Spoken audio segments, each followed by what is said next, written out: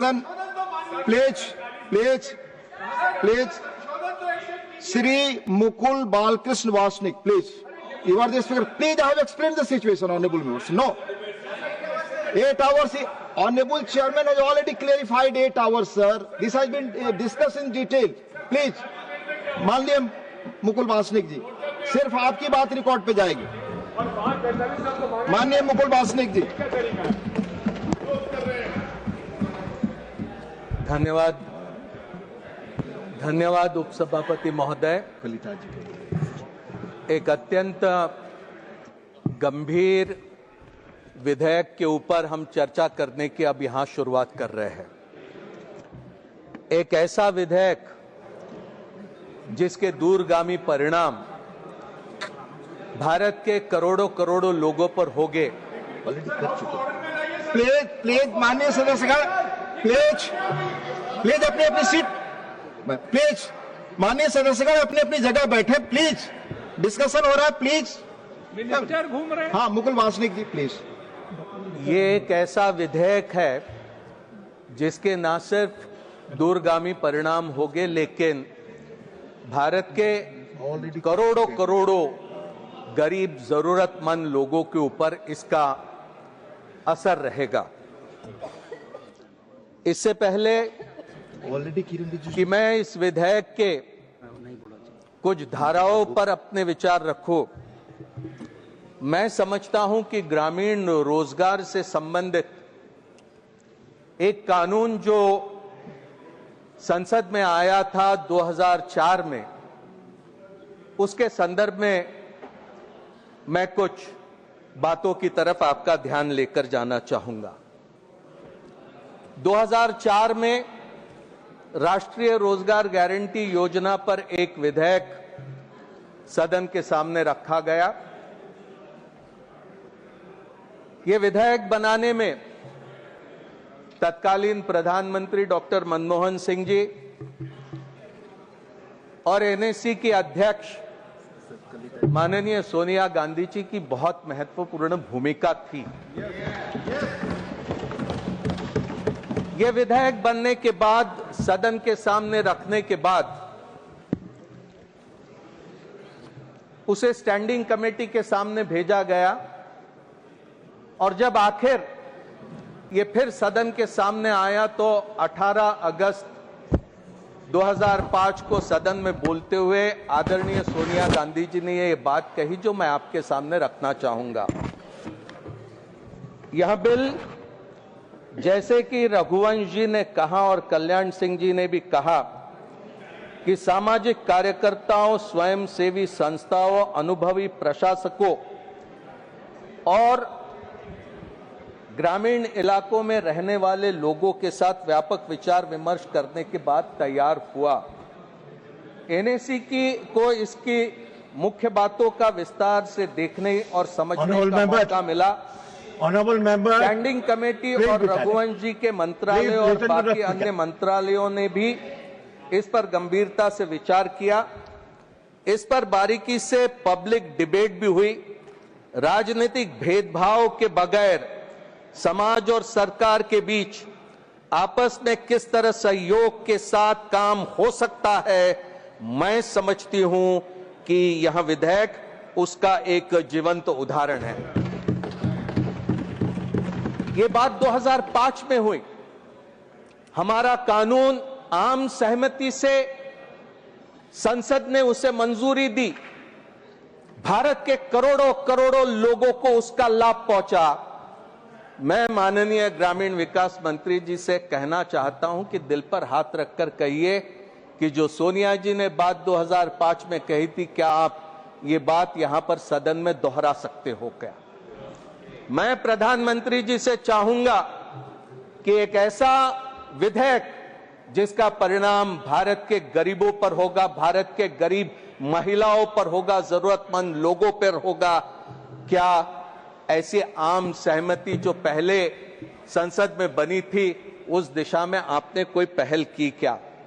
दुर्भाग्य से इस तरह की पहल इस सरकार ने नहीं की और मैं समझता हूं कि ये भारत के करोड़ों करोड़ों लोगों के ऊपर इसका बहुत गंभीर असर होगा।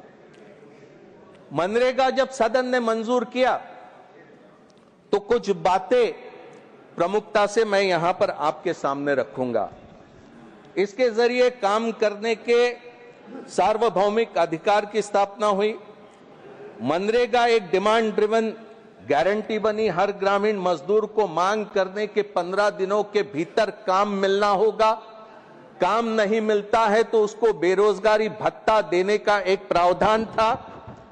मनरेगा पूरे साल चलेगी, इस तरह की वहां योजना थी। इस योजना में केंद्रीय आवंटन की कोई सीमा नहीं रखी गई थी और मजदूरी 100% उसका भुगतान केंद्र सरकार करती थी। कॉस्ट शेयरिंग के मामले में 90-10 का कॉस्ट शेयरिंग रखा गया था, जिसमें 100% मजदूरी भारत सरकार की, 75% मटेरियल का खर्च भारत सरकार की।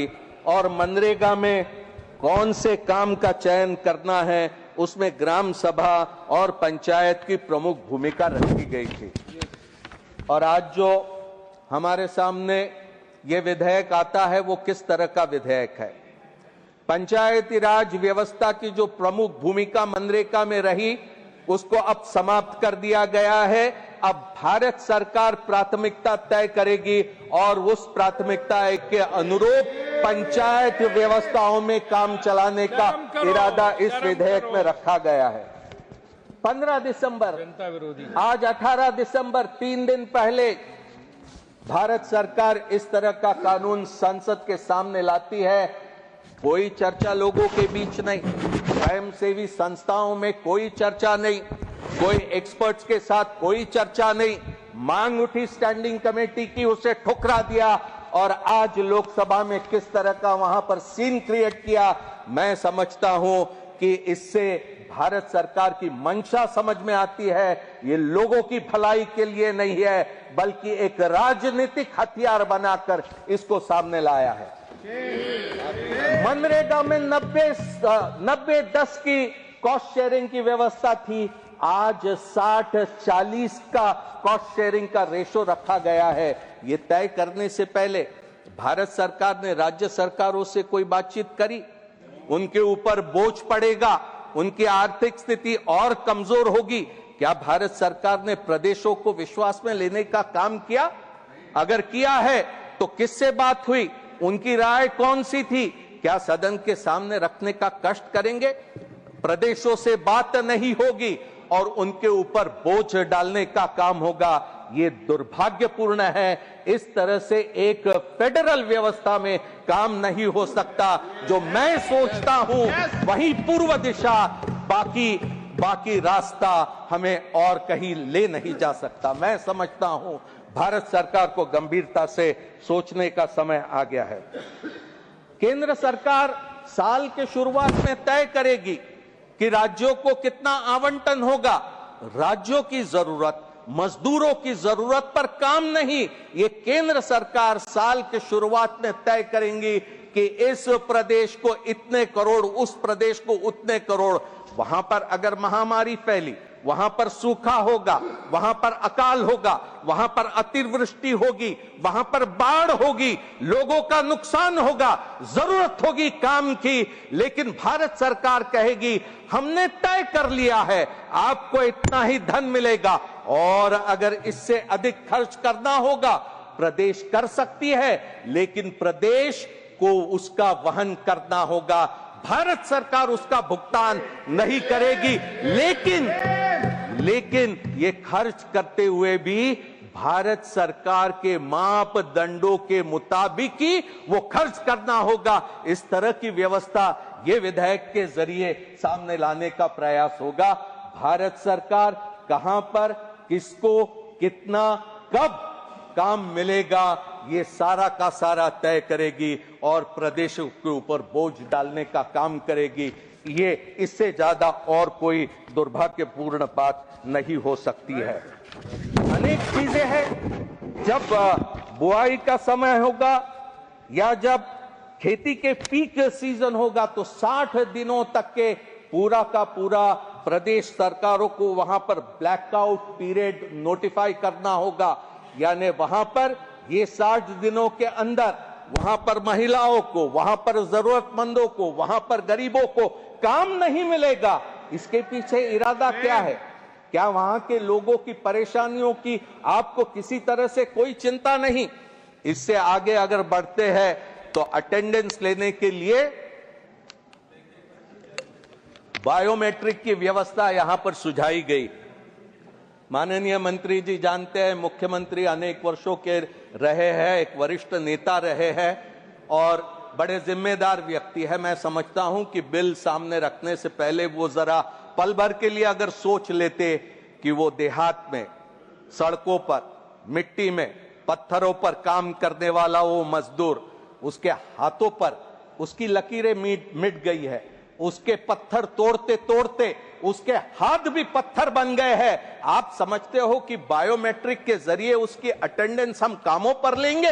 ये इस तरह से अगर आप बात इस कानून के जरिए रखना चाहेंगे तो ये बड़ा एक परेशानी का मामला हमारे सामने रह सकता है। अगर आप कोई सुधार लाते योजनाओं में, हम भी जानते हैं कि मनरेगा ने देश की बहुत सेवा की। जब कोविड की महामारी देश में थी तो 2 ही योजनाएं मुल्क के सामने ऐसी थी, नेशनल फूड सिक्योरिटी एक्ट और मनरेगा, जिसने लोगों को राहत देने का काम किया। नेशनल फूड सिक्योरिटी का नाम आपने बदल दिया। मनरेगा, जिसके बारे में प्रधानमंत्री जी ने 27 फरवरी 2015 को कहा था कि मनरेगा हम चलने देंगे, ये योजना कांग्रेस की विफलताओं का एक जीता जागता स्मारक है, a living memorial of Congress party failure. ये कांग्रेस पार्टी के फेलियर का मेमोरियल नहीं है, ये हमारे उपलब्धियों का प्रतीक है, जिसके जरिए, ये मनरेगा के जरिए जिन घरों में अंधेरा छाया हुआ था वहां रोशनी फैलाने का काम मनरेगा के जरिए हुई। मनरेगा का नाम आप बदल रहे हो, महात्मा गांधी का नाम इस योजना से मिटाकर आप कोई दूसरी योजना बनाने की कोशिश कर रहे हो। महात्मा गांधी जी से इतनी परेशानी, नाम से इतनी नफरत, नाम से इतना द्वेष, ये पहली बार नहीं हो रहा। लेकिन ये पहली बार नहीं हो रहा, इस सरकार ने इससे पहले भी गांधी जी के साथ ऐसा ही किया। 2017 में महात्मा गांधी जी के नाम से प्रवासी भारतीयों के लिए एक सुरक्षा योजना बनी थी 2012 में, उसे 2017 में इस सरकार ने बदल दिया और अटल पेंशन योजना में इसको सम्मिलित कर दिया। अटल जी के नाम से कोई अगर योजना बनती है, हमको परेशानी नहीं है। अटल जी भारत के माननीय प्रधानमंत्री रहे, उनके नाम से आप बनाइए योजनाएं। ये वही अटल बिहारी वाजपेयी है जिन्होंने कभी नेहरू जी के निधन पर कहा था कि भारत ने आज अपना सबसे लाडला राजकुमार खो दिया। अटल जी के नाम से स्कीम बनाओगे, परेशानी नहीं, लेकिन गांधी जी का नाम हटाते हो। यहां इस सदन में जो पुराने साथी है वो जानते हैं कि पुराने संसद भवन के सामने गांधी जी की एक मूर्ति हमारे प्रमुख द्वार पर लगी हुई थी। आज वो मूर्ति कहां चले गई? कहीं पर आप सरदार पटेल का स्टेडियम से नाम बदल देते हो, कहीं पर आप गांधी जी का नाम बदल देते हो। लेकिन याद रखिए, इस मिट्टी के कण-कण में गांधी बसा हुआ है, इस मिट्टी के कण-कण में सरदार पटेल और जवाहरलाल नेहरू और मौलाना आजाद बसे हैं। आप स्कीमों से नाम हटा सकते हो, लेकिन भारत के लोकतंत्र की बुनियाद रखने वाले ये महानुभावों को, भारत रत्न बाबा साहब अंबेडकर को, लाख कोशिश आप लोकतंत्र को चोट पहुंचाने की करते रहे, लेकिन ये कभी संभव नहीं हो सकता। मैंने उम्मीद करी थी एक अनुभवी नेता एक बड़े महत्वपूर्ण विभाग में मंत्री कर आ गए, लेकिन वो सारी की सारी उम्मीदें, उस पर पानी फिर गया है।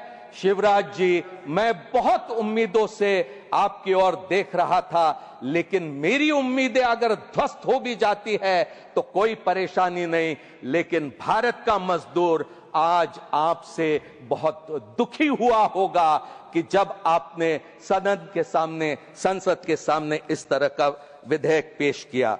मैं और अधिक समय इस मौके पर नहीं लूंगा, लेकिन अपनी बातों को समाप्त करने से पहले इतना कहूंगा कि पहले कहा मनरेगा बेकार, फिर कहा ये तो विफलताओं का स्मारक है, फिर चुपके से काम काट दिए, मजदूरी टाल दी और अब नाम मिटाने चले हैं। यहां सुधार नहीं, यह साजिश है।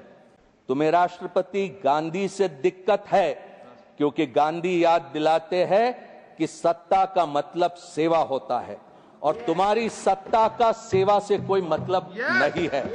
नाम बदलकर सोच रहे हो, इतिहास बदल जाएगा। याद रखो, जिस मिट्टी में मजदूर का पसीना गिरा है वहां गांधी लिखा है। तुम्हारा डर साफ है। एक आदमी जिसके पास न तख्त था न ताज, आज भी तुम्हारी नींद उड़ाता है।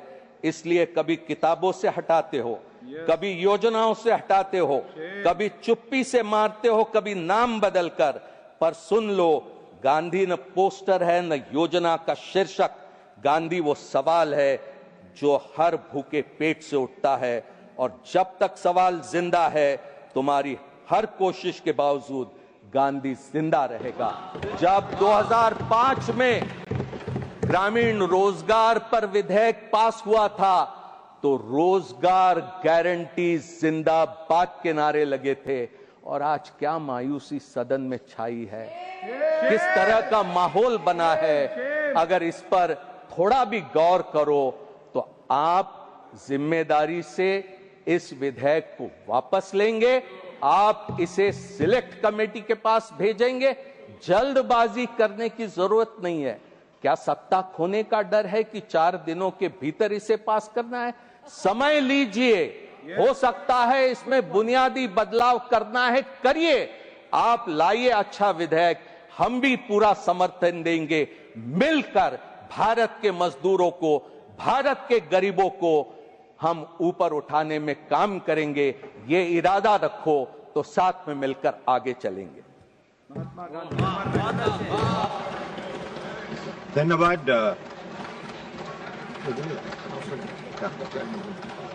Doctor L